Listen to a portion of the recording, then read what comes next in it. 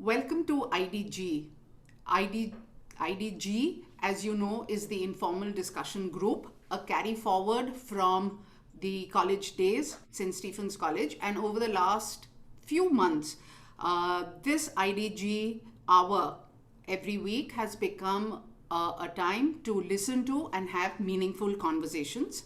I am Sonu Bhasin, and today we have one of our alumni who's a familiar face not only at the alum dinners but also on television. Maroof Raza is a commentator of global military and security issues. He has been an Indian Army officer and has studied both in India and in England. And I do know that all of us are looking forward to hearing from him about his thoughts on the world that suddenly seems to have gone mad. So, welcome, Maroof, and let us to get started.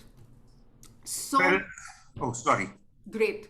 Do I So, start? good to have you with us. We've been wanting to do this for quite some time, and let us just go straight. And since this is an IDG, the starting point is college. So, just tell us, why did you join Stephens? What did you do there? What did your love for military and security have anything to do with your days in college? And what do you remember most about your college days?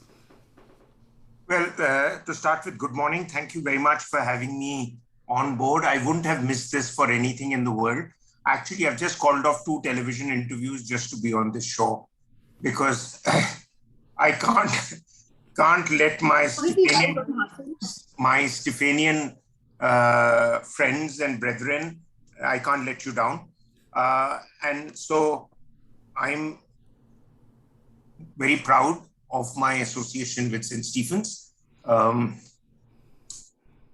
I actually, when I was in boarding school at Mayo, we really didn't bother about college education. Life was very different those days than it is now.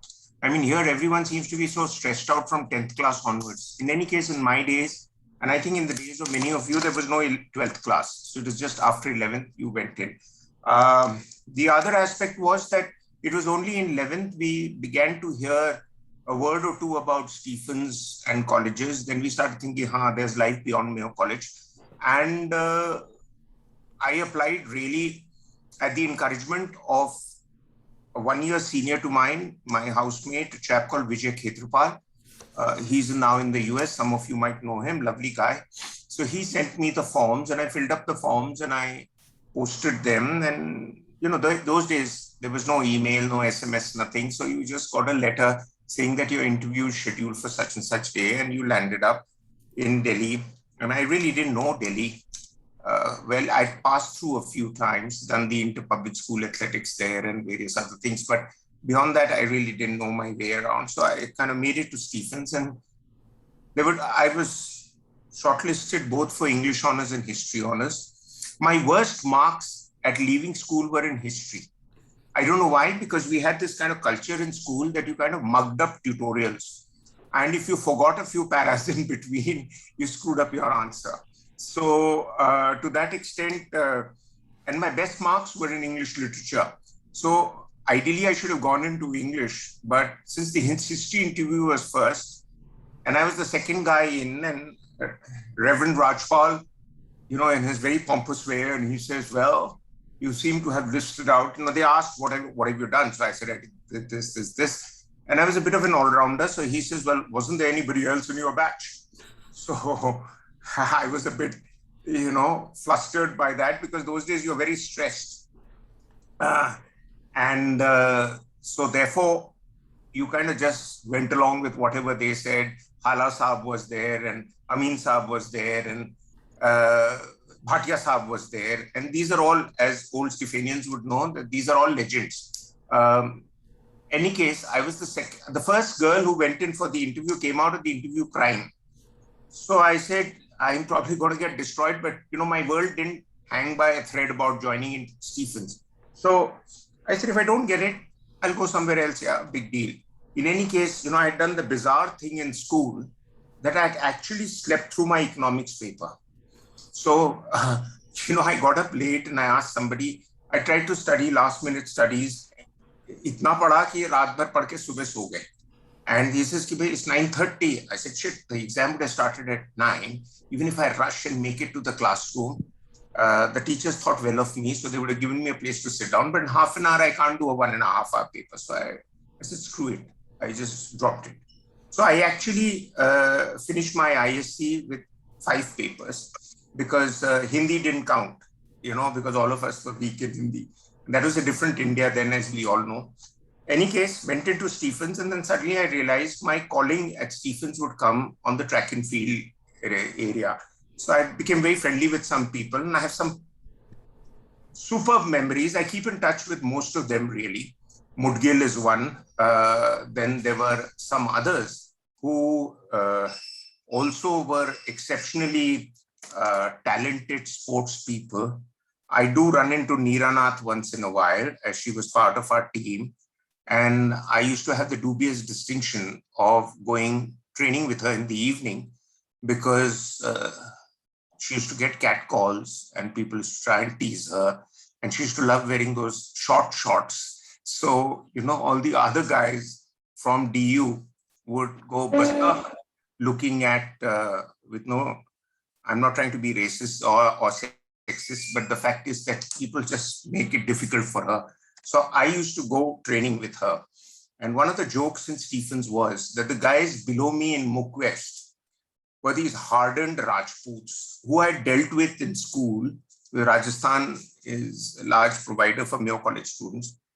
And Neera would come below my room and start throwing pebbles into my window to wake me up, because even then and even now, I am determined to have an afternoon nap wherever I can. So I used to get up and all, and they used to all, when I used to go out for things, they used to catch me at dinner time and they said, Yaar, Maruf, kya tumhari kismat hai, and all that stuff. So, how things were those days. But in any case, there were a lot of memories from Stephens. But a couple of other memories were the fact is that in my second year, I decided to get serious about studies. So I went to borrow a book. So the librarian said, where's your library card? I said, I don't have one. He says, why? What happened in first year? I said, I didn't borrow a book. So he gave me such a bloody lecture that I just walked out. So in 3 years in Stephens, I never borrowed a book. It's another matter, 3 or 4 of my books are now in the library. And then after that, in first year, I had another problem. Rajpal decided to throw me out of residence because I never would turn up for the assembly in the morning, which first termers had to go for. So he caught me one day floating around and he says, you there, come here. So I went into his room and he says, where were you at assembly today? So I said, so I'd gone for a run and I got late. Where were you for assembly yesterday? So I gave some other bloody story. He said, Robert Saab, assembly register lao. He got it and I was bloody virtually absent in all assemblies. He said, I don't think we have place for spares like you. You can go across the road to Hindu College if you want. Robert Saab, inka residence se hatane ki karwai karo. So, bloody shit. Without a place to stay in Delhi, my father was in the army. So, it was a bit of a spot I was in. But any case, soon midterm break was coming. And I had decided to go to Nepal for trekking. So I went off with Hagu Dayal, who was 2 years senior to me, but also from Mayo. And we were in the athletics team together.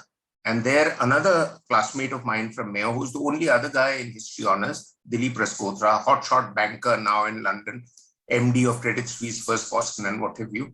So I told Dilip, I said, yeah, Dilip, your dad's ambassador in Nepal. Can you give us a bloody corner in the guard room or something? Are we landing up out there? You know how Stephenians are. But he went to Nepal with 300 rupees in a pocket. Can you believe? By any case, Dilip got in touch with his dad and the ambassador put us up as his house guests. So we had a great time, and it's the largest embassy compound in the world, the Indian embassy. So we had a blast. We came back and I had put on the tracksuit and I was standing outside Rajpal's office and just checking something. And he suddenly saw me again. He said, you there? How are you wearing this tracksuit? So I said, sir, I'm in the team, college team. I'm going for Delhi State. Come inside. He said, actually, I've given it a thought. You're not a bad guy. So take your room back. Luckily, I hadn't vacated it. So the other strange thing in Stephens was that I had this weird roommate. In my first year, I was in U24, which is the only double room in Mukwest. And the guy who was clubbed with me, I was like short hair, regular guy, sports, studies, discipline, no problem with anybody. And this guy landed up, and his name was, some of you might remember, his name was Muhammad Adil Khan. Now, Mr. Hala, in his wisdom, had put the two Muhammads in history honors in the same class.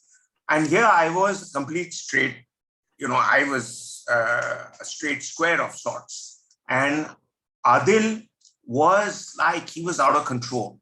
He'd landed up from the US. He'd been 6 months in the US, but he talked as if he was a Yank. So Dwivedi asked him in the class, he says, please introduce yourself. So Adil used to come with his bloody Ray-Bans, photochromatic glasses, long hair, fancy t-shirts, about things about women written on it and all. I mean, he was an embarrassment to be with anybody. By the way, I'm having, after this finishes, 2 Stephanian buddies over for lunch today. So they were from my time, but I mean, they're also characters. But anyway, so Dwivedi asked him, he says, what's your name? So he got up, he says, Khan, Adil Khan. He used to always shake, he couldn't stand straight. So Dwivedi says, are you something to do with the other Khans who've been here before? 3 of his brothers had been in Stephens, all history honors, all from Sherwood. He says, yes. He says, I'm also. He says, where are you from? He says, basically from Rampur, grew up in Calcutta, coming from States. So Dwivedi asked him that, well, like them, do you intend to study or waste your time? He says, just for a year. So that freaked out Dwivedi a bit more. So he says, why a year? He says, then I'm going off to America for university there. So that was, I mean, I can give you stories and stories about him, but I need to move on, I know. The second and most interesting thing about Stephens was that, we were having this blood donation camps, right? So guys like me give blood and go for a run and things like that. So there was a young girl, she was roped in, and Dwivedi was to be the champion of this. Give some blood, give some blood. And this used to be next to the room, next to the library. So poor thing, she gave blood and she fainted. So they put her blood back in her. So suddenly there's this gang of couple of guys from Hindu college who came. So Dwivedi asked them, he says, why don't you give some blood also? So and one of them was actually from Mayo, Ricky Singh. So he looked Dwivedi very arrogantly and he said, we are from Hindu college. He says, never mind, we accept inferior blood also. So there was a bloody crisis. Okay, so I had to talk to some of the dadas out there because I had good links everywhere and calm down temperatures. And so life went on like this. I mean, St. Stephens was one bloody long holiday. Yeah. I mean, nobody thought that we are going to do anything serious with our life. And I had chosen the army as a place to go to because my understanding was that फौज में पढ़ना लिखना नहीं पड़ेगा. So I said, I'll continue to be a jock out there. यहाँ भी 5-6 घंटे भागते दौड़ते थे, वहाँ भी करेंगे. So one of the good things of my time spent in Stephens that when I went through all the ragda at the military academy, and it can be very tough, I was never tired. So all these guys from NDA and all used to say, yaar, tu kya cheez hai? You never get tired. I said, मैंने यार बहुत भागा. But he says, यार वो बाकी के तुम्हारे साथ पड़े हैं, वो सब उधर they're lying like, dead men on the ground after a route march, and you are bloody chatting away and having cocoa and coffee and all that. Anyway, the other thing about St. Stephens was that you always carried the baggage of St. Stephens. Wherever you went, I mean, in the military academy, when I was trying to get a hang to how to fix the compass to do a march in the night with no other signs, absolutely in the dark jungle. So I couldn't get it right. So my instructor tells me, he said, what happened, Mr. Raza? They didn't teach you how to see a compass in St. Stephens. So the world disliked you because you were a Stephanian, even though you did not get in people's ways. But I made some great friends. I made some, even now, you go anywhere, things are changing. You go to South Block, North Block, every other guy is a Stephanian. Yeah. And of course, there were characters who came in only to do the civil service exam. There were characters who came in just to keep swimming, all these Joseph Cork type characters, they just kept winning medals. But overall, it's a very civilized place. My daughter also went to St. Stephens. She also did history and she was one of the toppers. I was like, a good second is all you needed in life to get by. Yeah. That's it. Yeah. And so from St. Stephens, I went to the military academy. I did well there. the academy is, if you can, later when I became an officer, I was put into a regiment and where most of the troops are from Jatland, Haryana and all that stuff. So they speak very straightforward stuff. They don't like you. Kehta ye saab jo hai janane jaisa hai. So that means you're a bloody effeminate character and you have no hope in hell, as far as this boy's world went in the army. So Mireko, they kind of took to me very well. So once I was on a patrol on the border in Burma, Mizoram, Burma. So they said, ki saab bidi break le le. So maine kaha le lo. I used to smoke those days also. So I sat near a tree and had my Wills Navy card. And those guys also. So two guys were talking and they said, ki bhai ye saab theek hai bhai. कहता क्यों भाई तेरे को ये साहब क्यों पसंद है दूसरे के बारे में तो तू बुराई करता है these Haryanvi speaking I hope you can catch on because some of you are not familiar with this rustic form of Hindi but कहता यार दौड़ता अपने साथ है कभी कभी आगे भी निकल जाता है गोली उसकी टारगेट पे लगती है मिस नहीं करता है और 5 मिनट में अंग्रेजी इतना बोलता है कि जनरल साहब नहीं बोल सकता so thanks to St. Stephens I had a winning arrangement with my Johnnies also. But anyway, life went on, but I realized beyond a point that the army, you move very slowly up the ladder. I wasn't ambitious. I didn't want to become a general or anything like that. I just wanted to be recognized for good work, etc. Any case, I chose to go to study in England.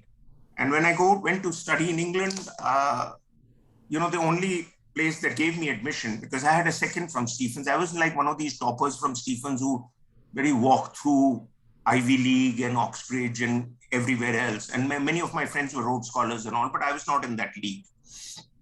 So King's College London took me for a course which turned out to be tailor-made for me. It was war studies. That's expanded a lot. And for 25 years or 30 years, the department continues to be top ranked in Britain and the world, 5 stars, which many departments don't get in British universities. And then I went on because of King's College. I was offered a place at LSE. I tried LSE earlier.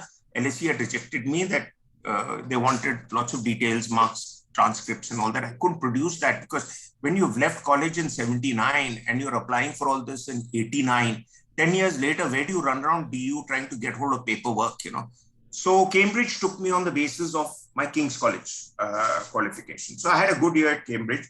Both of the places I did well. I continued to be associated with them. I continued to have visiting fellowships and professorships and all that. Because then I got serious ki karna hi hai to karna hi hai. So I then got serious about things. And then I left the army in 94.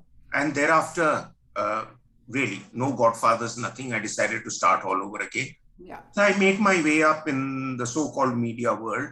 Yeah. And one thing came after another. I never shied of opportunities, but I never begged anybody for an opportunity. Yeah. And whatever came my way, I gave my best shot and delivered. Today I can look back and I can actually decide what I want to do and what I don't want to do.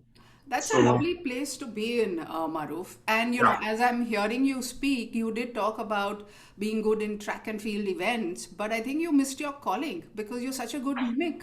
I mean, but because we were not the topper type, so we avoided all these intellectual gatherings. So, yaar, wahan jaoge, to tum badnaam ho jaoge. Please keep away. So we kept in a different direction. No, but yeah, I think we should. Next time we have the alum dinner, I think we need you to mimic some of the people because Rajpal's my favorite. You're good at that. You're good at that. Okay, so now I think.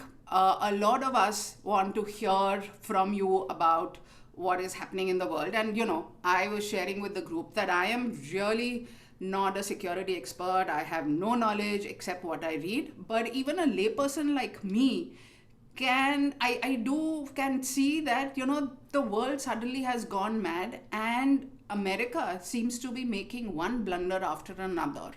So, in your opinion, is America really making a blunder? And what is your view on what is happening in Afghanistan right now? I'm up to my neck with Afghanistan. For 2 weeks, all I've done is talked about it. When about 10 years ago, I wrote an editorial in Times of India. You can check it out. It's on the net. It's called The Quagmire Next Door. And I said, don't go in there. It's quick. You sink in there because there are many disadvantages that we have vis-a-vis the advantages that Pakistan has. Land contiguity being one of them. And the other being that, Afghanistan has a history of, at the end of the day, the Afghans and the tribal lot calling the shots. So I said the other day also that if you made a $2 billion plus investment. Sorry, somebody else. If you made a $2 billion plus investment there, did you do it to win the hearts and minds of the Afghans, or did you do that to win a place on the high table? If hearts and minds was the issue, you already won it. So what are you hankering about? But if you want a place on the high table, you didn't get it at the height of everything because the Americans kept you out.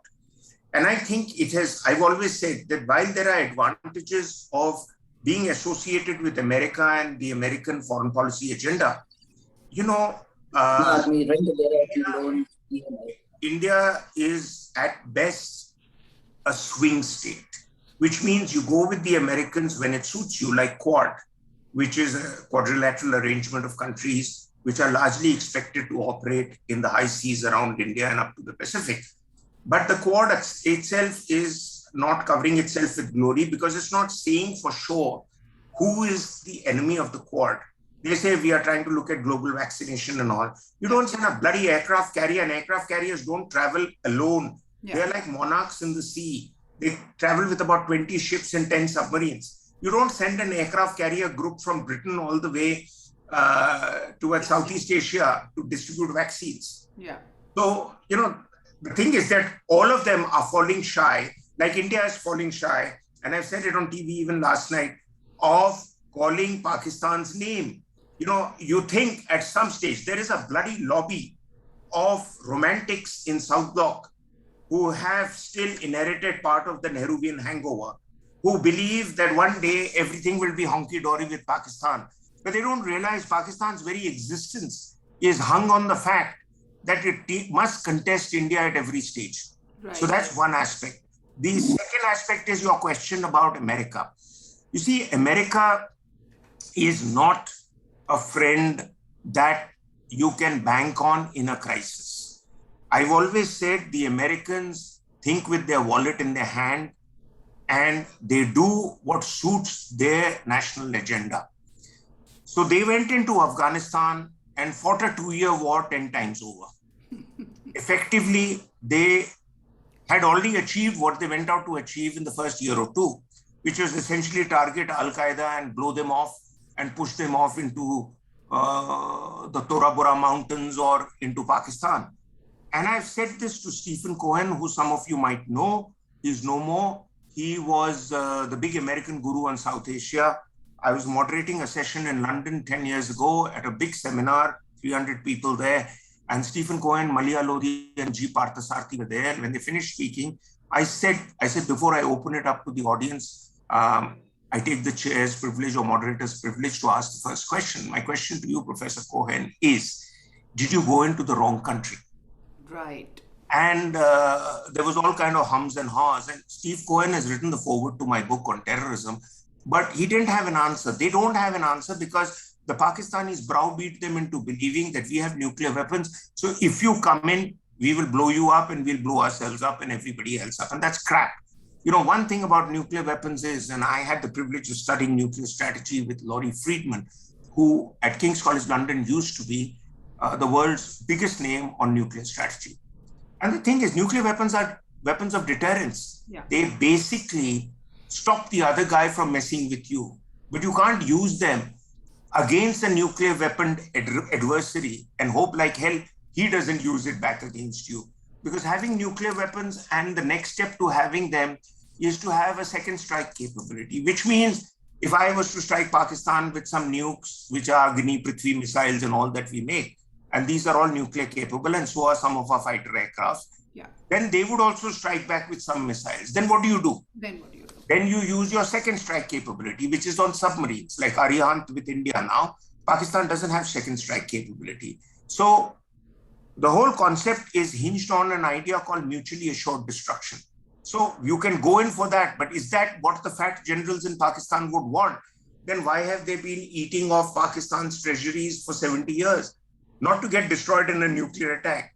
So ये हाथी के दांत है दिखाने के लिए खाने के लिए. Now going back to America, the last point about America is, see, America will do what it does for its own interest. But what has happened in Afghanistan, they may be giving all sorts of spins in it. And I often say, America has more think tanks than the British Army has tanks.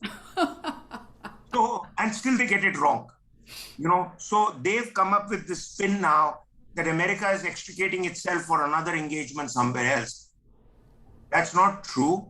Maybe there will be another engagement. America has to find its strategic space elsewhere and continue to make the point, like it did after Vietnam, that you lose a war like Vietnam or Afghanistan, but you don't lose your strategic clout because it still has more military power than China or Russia put together. Right. So that's one aspect. The second is that the Americans are now not sure where and what they can do in Asia.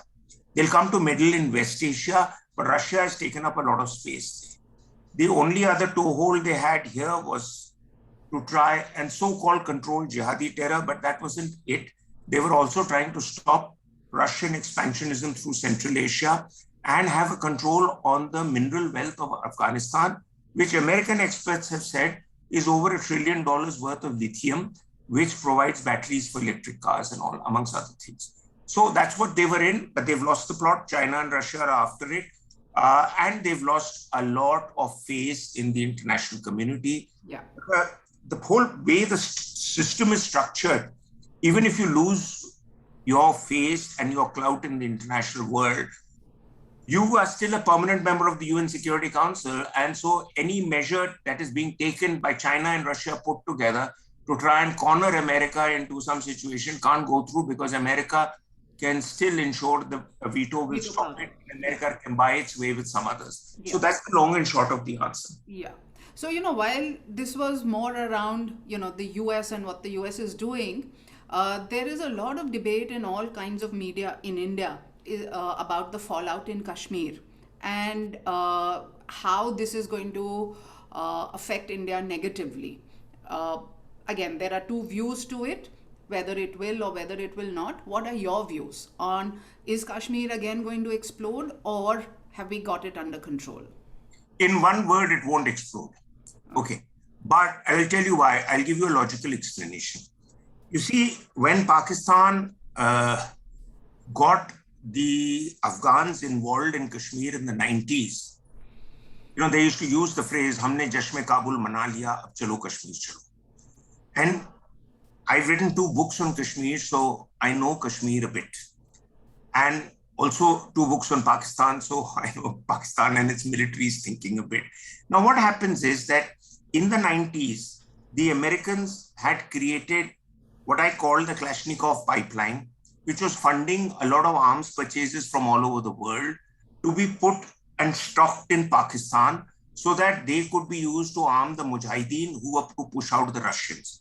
And the Mujahideens were led by characters who later became international terrorists. Then they get out of that and they come back to being international terrorists. People like Gulbuddin Hekmatyar, Haqqanis, and various others. But out of that American arrangement came 2 things. One was the Taliban began to emerge as the next step of creating a militant force. And that was when the Mujahideen felt its chapter was coming to an end in Afghanistan. Taliban are made up of Pashtuns largely. Now all sorts of stray elements have joining in, getting out. So, but when you talk of Taliban, it's like when you talk of India. India is made up of people like us. Just because a bunch of Rohingyas come and settle in India because India has brought them in, they're not Indians. So likewise, there are many groups that will join up and become part of Taliban because victory has many takers and the spoils go to the winner. So now the Taliban was essentially recruited from what is called the Pakhtun Belt. The Pakhtun Belt is on both sides of the Pakistan-Afghanistan border. It's called the Durand Line. It's an artificial line which is drawn by a guy who later drew the McMahon line between China and India. So he was a line expert, Lieutenant Colonel Henry McMahon. And the Durand line separates the Pathans or the Pakhtuns, but they don't recognize it as a border. So they maintain links with each other. And even I was reading a piece last night that various other terror groups that are now being blamed, the IS Khorasan and all that, they've been there in Afghanistan from 2015. Half of them are in Pakistan, half of them are in Afghanistan. The US has been dealing with them. The Pakistan ISI has been dealing with them. So these terminologies are just used both by the US and Pakistan to confuse people. Yeah. Now, the aim was in the late 80s to collect those weapons, send half of it to Afghanistan and half into Kashmir. Right? They were all largely piled up in a military depot, Ojhiri depot near Rawalpindi. And Rawalpindi is the place which controls Pakistan, not Islamabad. That's the military headquarters, 16 kilometers from Islamabad. But they were there and they were stacked up and they were waiting for an opportunity to push this into Kashmir. Our politicians messed it up. We created the insurgency, the roots of the insurgency, because it's the best book on Kashmir is by Wajat Habibullah, My Kashmir. And he says very clearly that, we rigged the elections, we messed with them so much that the nearest hope of winning an election was lost in 88, 89. That's when the youth went across to POK. There was no boundary fence those days. And they got armed, trained, motivated, and came back to fight for their freedom. And the mood for freedom was all over the world in the 80s, 90s. The Soviet Union was collapsing. There was a lot of fight for freedom in East Europe. The Chechens were up. So, people saw and political opportunity that came with the barrel of a gun. So these guys were pushed in. And India was in a state of denial till at least 95, if not longer. That kuch hai nahi yaar, wo to aise hi kuch, these guys have misdirected youth and all that bullshit. That is a typical government line. And as Justice Chandrachud has said in today's papers, that the government really doesn't have the whole repository of truth. So therefore, we were not engaging with them openly because we didn't want the world to know that we have a problem of infiltration and an uprising at home. Yeah. Now, the situation in Kashmir is many, many times more contained. 370 abrogation has led to a larger military footprint, and initiatives are in hand, but I'm not happy with the politico-economic initiatives that are being taken to address the issues in Kashmir. As I told Mr. Advani once, I said, you solve the problems in Kashmir, you will not have a problem of Kashmir. Yeah. That means you address the issues within, and external agencies will not get involved because they will have no room to get involved. That wasn't done in 90s. That is being done slowly, steadily, but our narrative is not going down effectively to the people. Yeah. So the whole thing is India hai, Dushman hai, that kind of nonsense. And in the name of freedom of speech, can you believe it? Until recently, we were allowing 20 bloody Pakistani channels to play on the Kashmir cable network. And what do you get on Pakistani channels? Every 30 minutes to 1 hour, you get 5 minutes of Surkiya where they abuse India. So if that is what you hear all the time, your cousin has been shot on the street because he went to buy vegetables or something like that. Yeah. It's not going to work well for us. But I think we've woken up to it. But we've still, I've told this to Mr. Doval, I said, you still don't have your Kashmir blueprint in place. If you have one, where is it? We need to see it. Yeah. And if you don't spell it out, but diplomats and intelligence people are masters of ambiguity. Ye bhi kar lenge, wo bhi kar lenge, so that they're not held accountable to anything. I look at it differently. I tear off calendar. I should have a tear off calendar. I say first month I'll do this, second month I'll do this, and then you sack me if I don't deliver. But don't give me this nonsense कि आपने इससे promise किया था, हाँ उसके बारे में सोच रहे हैं, देख रहे हैं, committee बनाएंगे and all that crap. So therefore Kashmir is a no-no for these terrorists, but a Mumbai type attack in another coastal city, we cannot rule out. We cannot rule out, yeah. Yeah. So that, because there you don't have the state of alertness of the maritime, coast guards and other facilities. Yeah. And India has a huge coastline. Some of you might be amused to know it is bigger than our land borders. Yeah. Not easy to guard that. So that is it. And there needs to be greater. I used to run an organization called Security Watch India. And we used to do conferences all over the world. And I used to always tell the police, I said, you have to take the people into confidence. I mean, the problem with Indian bureaucracy, IAS, IPS, and of which St. Stephens is a great bloody provider, that most of these guys think that ab mera mauka aaya hai, ab main sikke chalaunga. I mean, history honors, Humayun made the Bhishti a Badshah for one day, who saved his life when he was running away from Sher Shuri. And the Bhishti came to him to ask for something in return. Humayun had promised. So he says, "Boliye kya chahiye?" He said, "Mujhe ek din ka Badshah bana do." So Humayun made him king of India for one day to fulfill his promise. And every king has to release his coins. लेकिन भिश्ती ने चमड़े के सिक्के निकाले, because वो चमड़े का ही बैग लेके पानी बांटता था. So यही हमारे लोगों की खसलत है, that they will sit on the chair और चमड़े के सिक्के चलाएंगे. यार, you don't engage with people in the know. Yesterday you were in the Ministry of Health, you were counting syringes. Today you're in the Ministry of Defense, you're counting missiles. They look the same, but they do different things. So you're not engaging with people who know. So that is the problem with government of India. Yeah, but that problem ain't going away anytime soon until you have lateral recruitment of experts. But there are two things, and before we open it up to everybody who I know have a lot of questions. So there were two things. One, you talked about you should have a tear-off calendar and date by when. But then we've seen what happened in Afghanistan because Biden decided that he needed a tear-off calendar. So that is the other extreme. The tear-off calendar is that he just stuck to the date that suited him. Yeah. But what was your tear-off calendar for 20 years? आप कदम ताल कर रहे थे वहाँ पे. You were marking time. So, while I'm no apologist for the government, but sometimes, having these deadlines may lead into other problems.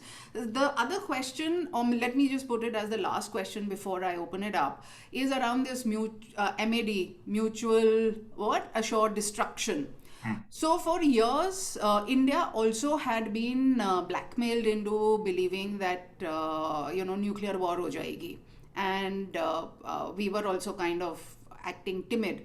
But the Balakot strike kind of took on this nuclear threat head on. And we succeeded. Why doesn't the world learn from this? And why does the world, especially America, still don't believe that they're fighting a war with the wrong country? I mean, India showed the world कि हमने मतलब वो nuclear threat को head on ले लिया है. Why can't the world do that? See, your second part of your question first. Okay. America, it's very interesting. You go onto the internet. There used to be a Secretary of State in America called James Baker. He was Secretary of State at the time when the first attack on the Gulf War took place, Saddam Hussein's time. And James Baker report on this whole weapons of mass destruction, which was America's reason for having gone there, showed that there was no weapons of mass destruction. It was an American-built war narrative. And he also said that, Washington in particular, they are, Jaishankar, the foreign minister, his father, S.K. Subramaniam, had once said, there are not just Ayatollahs in Iran, there are the Ayatollahs of Potomac, the Potomac River in Washington. They are equally dogmatic.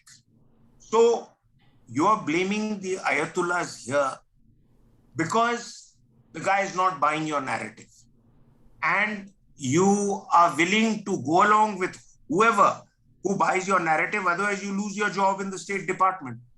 So एक broad thesis agree कर दी जाती है that, you know, this is America's position. This is the axis of evil. But I've told them any number of times on their faces in Washington and elsewhere. I said, you are engaging with Pakistan, right? But Pakistan is an extension of the Chinese empire now. They didn't believe it until now. I've said it on TV about 5-7 years ago that Pakistan is China's vassal state. And when Pakistan's always looking for strategically positioning itself where it can get money out of its own positions. So, for example, when America first was building a chain link of countries around the Soviet Union, we're talking of the 1950s, Seato-Cento, Pakistan got co-opted in it. And they had reasons to at that time, because they actually got a bad deal in partition in terms of military technology and weapons. It was not done only by design. A lot of the trains could not go due to partition riots. So the stuff that was meant to go to them, 33% of India's military wherewithal, only 10% went, and even that had stuff like boots for the size of Gurkha soldiers, and Pakistan had those big Pathans. And you had nursing women equipment, and there was no nursing women corps there. So they got a bad deal. So they lynched on to America to say that we will be part of your link around the Soviet Union. And the Cold War was a different time. More recently, I've interviewed Musharraf, and he said it to me that I was given no choice, that either I join back with America, because Musharraf is one of the creators of the Taliban. Yeah. And he was told by Albright, Albright is number 2, who was like a bloody wrestler. And he told him that you don't join us, we'll blow you to Stone Age. So they had no choice. And America can afford to do that with Pakistan because it doesn't have land contiguity. So, and it has the ability of first strike, second strike, multiple strikes, whatever. So the problem with nuclear weapons, coming to your mad question, is that A, you need to develop the technology. B, you need to miniaturize it so that an effective bomb is in a small size so that the delivery platform, which is a missile or whatever, can go a long distance with it. And 3, that nuclear platform should be able to be available in large numbers. So it's not that you have one nuclear warhead and you're a nuclear power. Yeah. You know, but then you have to decide on what is minimum deterrence. So India works on a strategy, and I agree with it, of minimum deterrence, which means that we don't want to make ourselves bankrupt just making nuclear weapons and arsenals. Because in the 90s, China had 18 missiles that could reach the US across the Pacific. That was enough to get US to talk politely to China. So you don't need 180 or 1800 missiles. That was a stupid arms race that America and Russia went into during the Cold War, because in a May Day parade in Moscow, they used the same aircraft to go again and again over the parade, the Russians. And some bloody US military advisor who was there kept taking the numbers down. And he told Washington that Russia doesn't have 150 aircraft, it has 1,500 aircraft. So America went into this big drive to make 2,000 aircraft. You know what I mean? So these errors cause long-term strategic problems. We are a little more realistic. We are also a country of accountants. So we do our numbers properly. And therefore, we don't have to get into an arms race with Pakistan. Pakistan's USP is that we are a nuclear power state. They will be selling some of their nuclear wherewithal to other countries, because the going price for a nuclear bomb is about $5 to $8 billion. Okay, because that's what North Korea gets every time it does a missile test and it tells the US is going to blow up the US. So they get another infusion of funds to keep quiet.